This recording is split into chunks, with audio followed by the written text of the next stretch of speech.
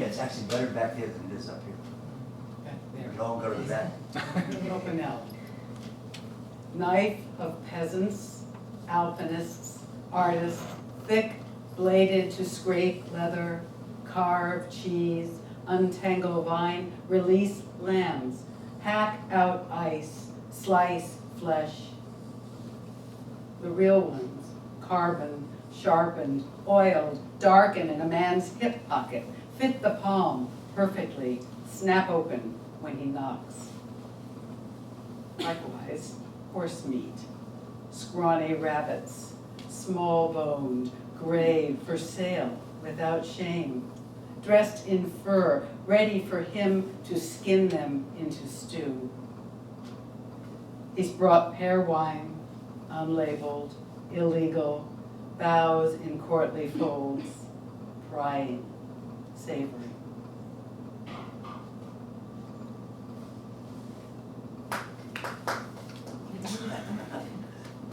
Now we're in the sort of family poems. Keep that Band-Aid on. The floor of the pool, painted white, cracked, stubs toes.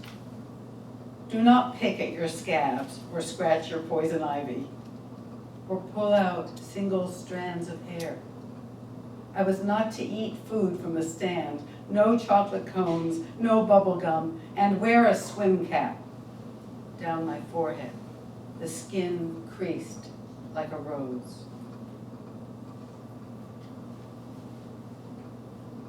Brighton Beach, which is in New York City and where my grandmother lived. Brighton Beach in red sandals. Blood, Grandma said, is thicker than water. Stand apart. Her sofa and chairs shielded in plastic meant no contact, no sand. But when I was 7, I wandered in my red buckled sandals into the wrong apartment lobby among strangers, my nails full of sea, bright sand in my scalp.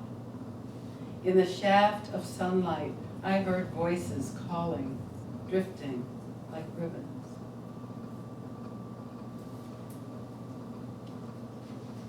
I don't mention that the ribbons were pastel colored, it seemed. Oops, okay.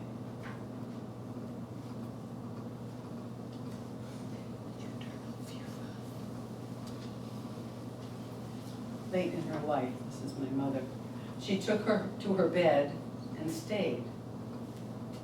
Except when wheeled with a red plaid blanket, except when hand over hand down the banister, down at 6 on schedule to get martini makings, shaky as all get out without him. The nightgown soft over her knees, the gaping rancid armholes, the flesh loose and beige, and then where to sit with it. The chairs, hard, unyielding, their covers uneven. Our father hid. He died. Pale pink the azalea, and more weak.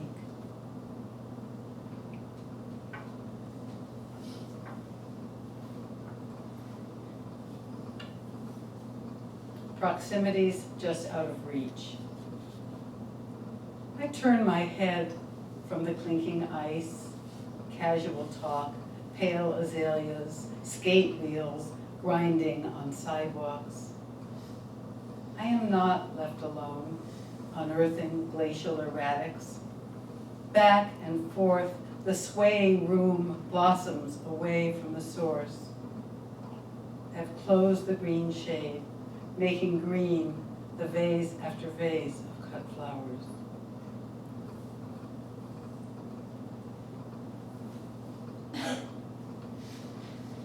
We are now in the hinge part. Orgaval is a little village in the Haute-Savoie, of high Alps. And you know chamois, you know, the thing that we use to clean things are actually animals. Very shy, very agile mountain animals. Once in Orgaval, amidst mountains sheer, where chamois skitter and wild sheep pose impossibly on points of rock. In meadows thick with thistle, I found you, a rare red orchid, glowing in tall grasses, unclouded, silent hours.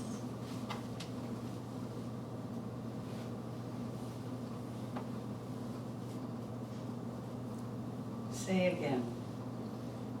You okay with me not saying anything in between these poems? Okay, say again. In spite of the flat blue sky that seems often static, I know that clouds shift, though it does seem irrelevant. Certainty is not an option. Self-blame is neither comfort nor a wound worth the shame of admitting. In light of the flat blue sky like life that itself often seems static, equanimity is not passive, but sometimes in spite of, as if space beneath floorboards, self-hiding, has so long seemed like drifting proof, menacing, repeat. Clouds, cloud, and drift.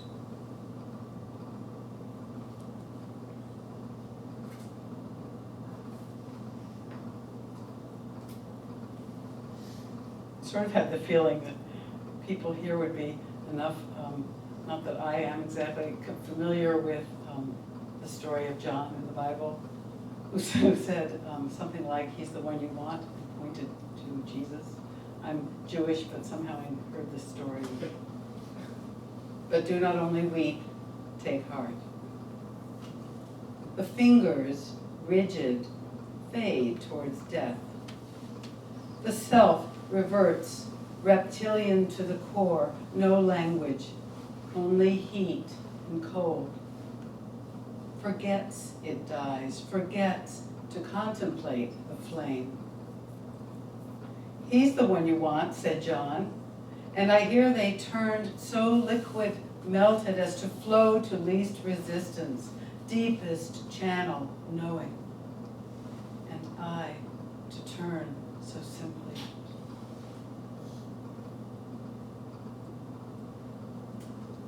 This next one is my poem from Your Terrain, actually from Idaho, but that's as close as I've got.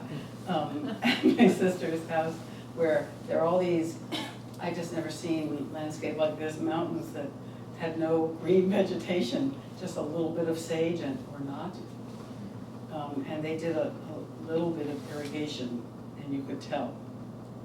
Steadily the river, though shallow and glittery, the enterprise of irrigation, willow and aspen adjacent to water. This invasion, that result. Pervasive sage clumps and Indian rice grass, then no sage even. The distance bald, blank.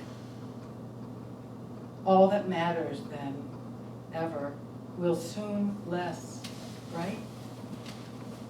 We look alert as deer sniffing history's secrets, our rising, asserting centrality in a pose called I'm alive, stock still on a ledge, then disappears, drifts from me.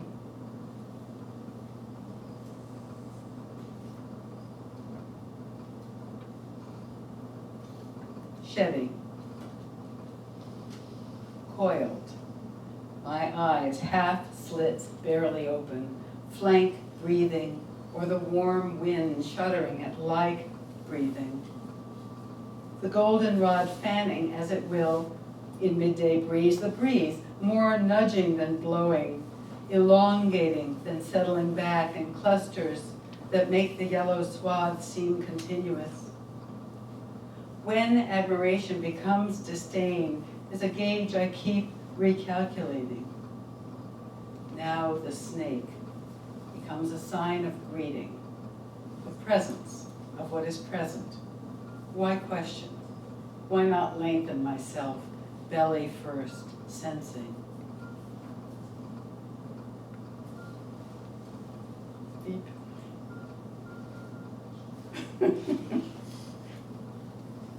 So some of these poems in the back take place in India. Ayurvedic massage. I didn't know what one was, and there was a sign for it, and I thought, oh, that would be interesting. And here's what happened. Ayurvedic massage. In morning damp sari, sallow hair hanging, she led me, wordless, into a thatched hut. Dried blood-red fabric pinned to the walls. A single table, slimy oilcloth, one worn towel, dark bottles, nothing else but my dress, snagged limp on a single nail. Me, stripped face down, musty, nameless, oiled, urgently, sloshed, shivery, then hot, shame rubbed for being without command.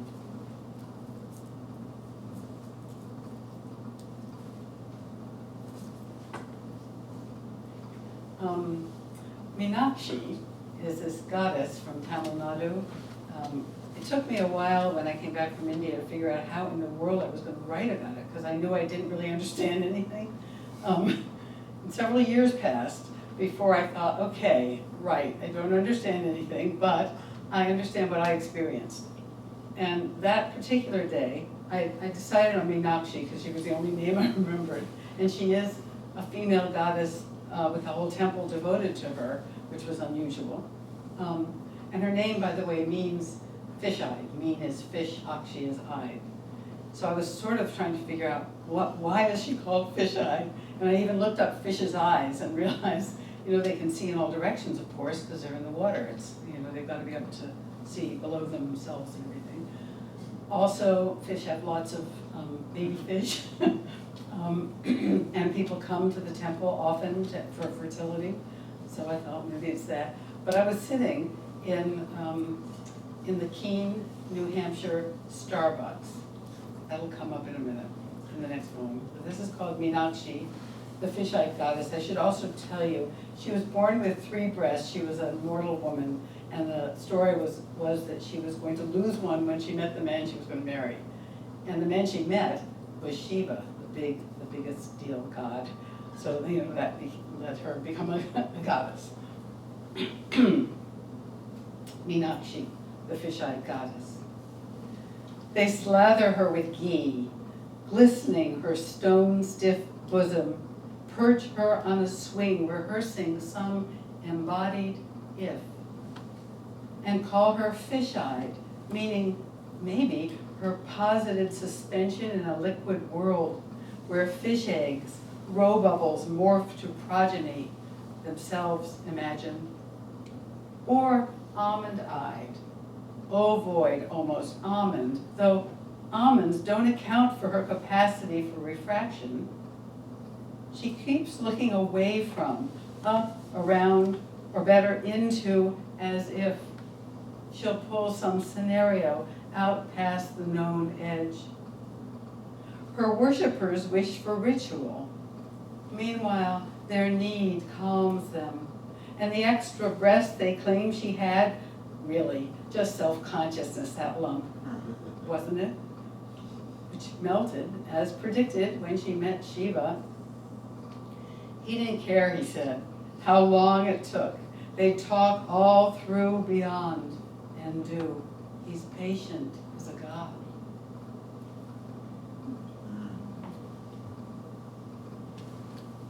So then I looked up and I saw the Starbucks mermaid and I thought, oh, yikes.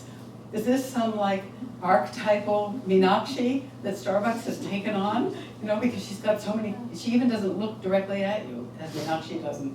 And so I was staring at, apparently there's a bunch of Starbucks icons, but the one in that place was the one that I'm sure you'll recognize here. Meenakshi in Starbucks mermaid. Crowned in curls, her breasts draped over with hair since it's America, but one could imagine. Her small bellies nestled above her scaly hips, thick split tail. She's meant to be a mermaid, but perhaps she's more. Her hands cupped up in the offering mudra. Is that intentional? What does she give? Or does she only seem to give and really take? I can't tell what's intended and what prevails in spite of greed and purchases.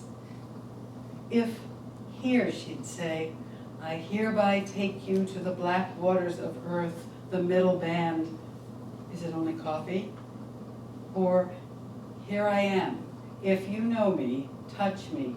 All touch with attention is love.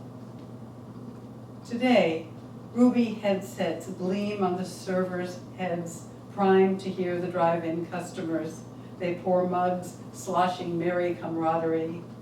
A young boy, framed in the autumn window, scutters his cap along the chair rails as if he's home. His mother, patient, her garnet earrings glimmering in the auburn light. Even the age spots I've just noticed on my arm, like sprinkled cinnamon, a sweet touch, received.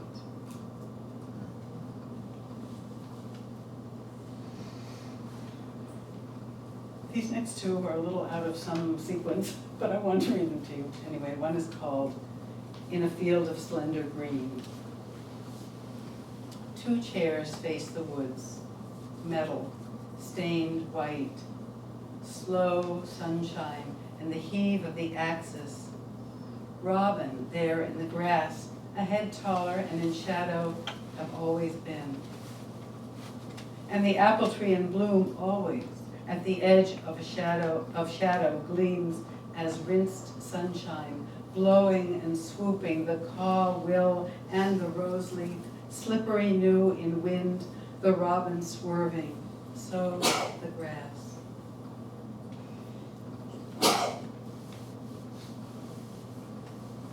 Mushrooms.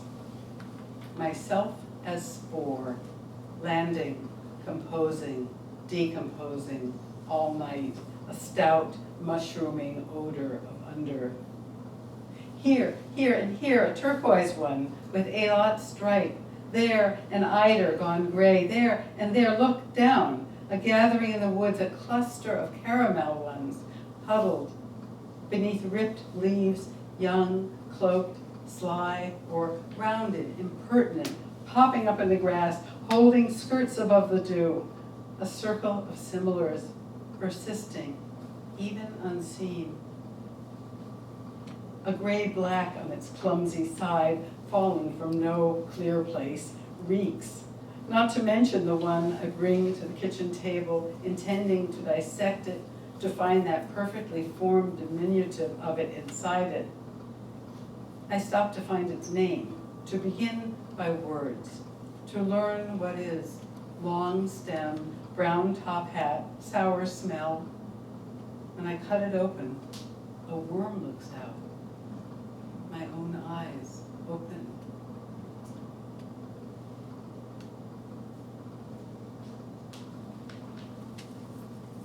Two more.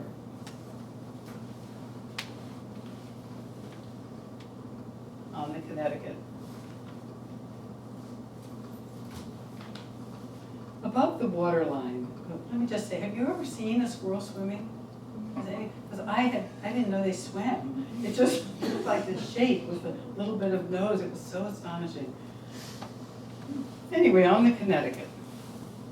Above the waterline, a squirrel's nose, glossy, dark nostrils, propelled by shoulders, moving its sleek, wet body through mahogany-tinted water. Its front paws scoop under, back flutter-kicking, tug the straight-spined tail, fur spread, the surface undisturbed. I take it as a sign of ordinary unknowns I never knew squirrels could swim, and I feel my own spine lengthen with intent. I breathe rank slime, odor of fish, the bank's slick mud from descending river otters, whose cracked oyster shells, remnants of recent feastings, might remind me that dinosaurs once lumbered in that marsh scoured by glaciers. I'm here entirely and gone. As then, seeds of the water lily, splayed in yellow sacks of yellow, viscous, will sink into the muck of riverbed. I'm silent as the cattails, wrapped in suede-like skin, longitudinal, lanky, self-contained, pretending not to notice my own green readiness to burst to rapture at last.